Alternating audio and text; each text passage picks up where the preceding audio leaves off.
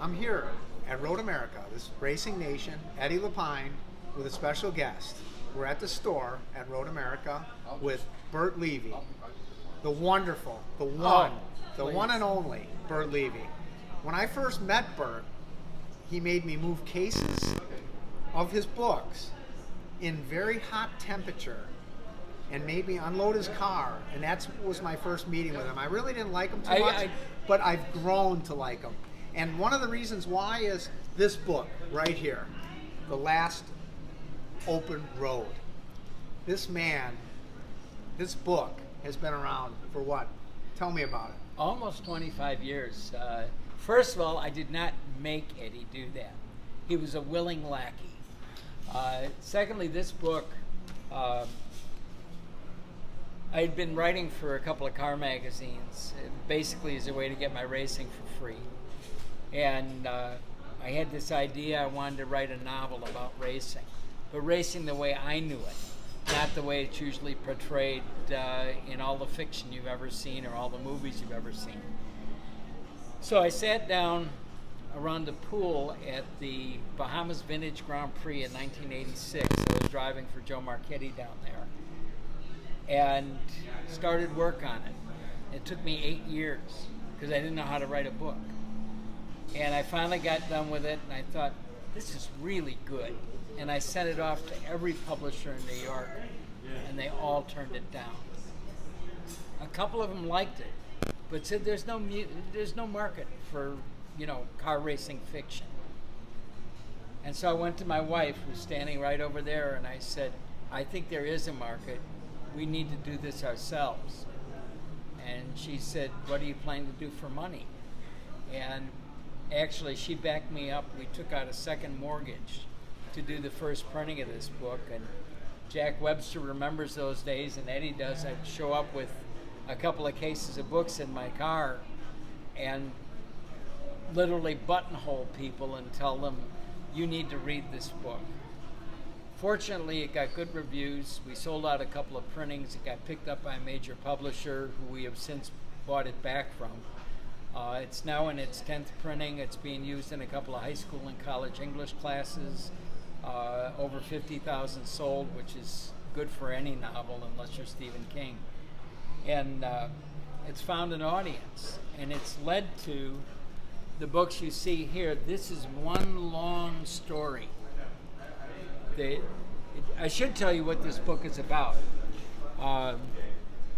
Let's say that you wanted to do a history of the Civil War, and the way you chose to do it was by making up a fictitious foot soldier and have him be in every battle and every fight exactly as it happened. That's what I did, but with car racing.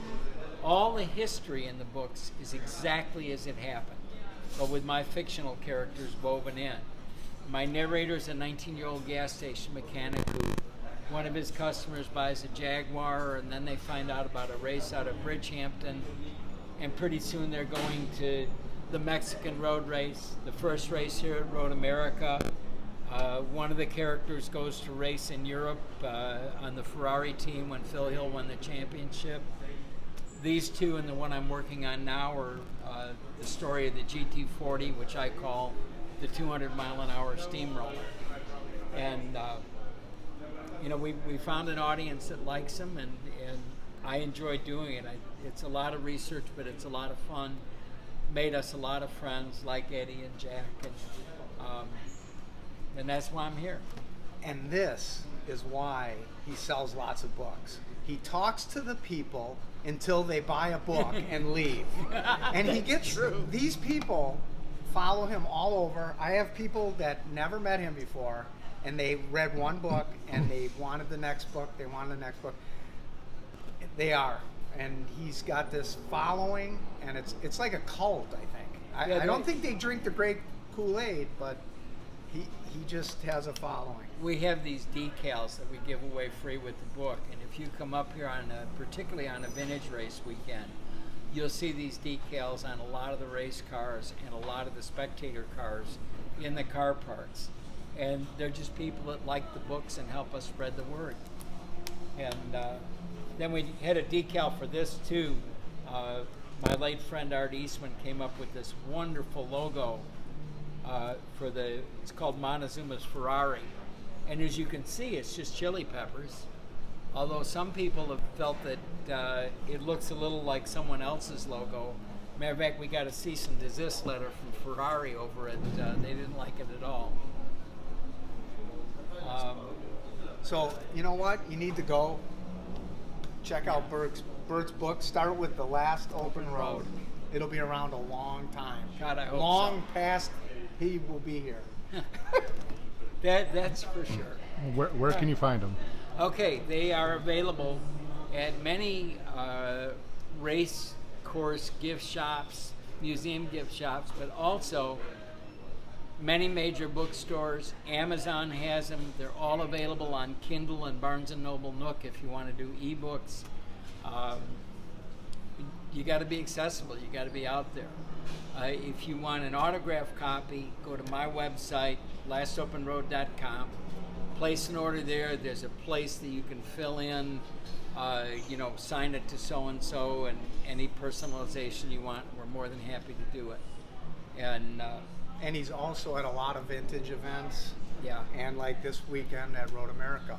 Yeah. For the Mostly WeatherTech vintage series. because people are stupid enough to give me cars to drive to do stories for the magazine. And I'm 72, but I still love to drive. And back in the day, I was a decent, not exceptional, but decent amateur racer. I've won something like 100 races, 8 season championships, amateur. And I still love it. I mean, once you got that needle in your arm, there's nothing else like it. As a matter of fact, may I finish by quoting myself? In this book, which is all funny stories, there's a story of when I sold fancy cars for a living. I had a Rolls-Royce Silver Shadow convertible taken from me at gunpoint on a test drive. That story's in here. I was doing a story on arrive and drive deals for Sports Car Magazine. Came up here and did the Skip Barber Racing Series, did well. They invited me to come back, and I caused the most expensive accident they'd ever seen. That story's in here. But there are also 5 pages of motorsports poetry. Now, nobody is writing motorsports poetry. And Jochen Mass liked this particular poem so much that he read it on the podium when BMW was the featured mark at Monterey. It's called, this is about what it's like in a race car when everything is going good. It's called In the Eye of the Storm. There is a peace in speed I could never find in stillness, a solitude so pure, rich, and satisfying that it saves me from the future and protects me from the past. Inside that secret center, that teeming, streaming vortex, there is only now, now, now, grabbed onto with both hands and cradled like a baby. That's it. Yes, I could. I love that.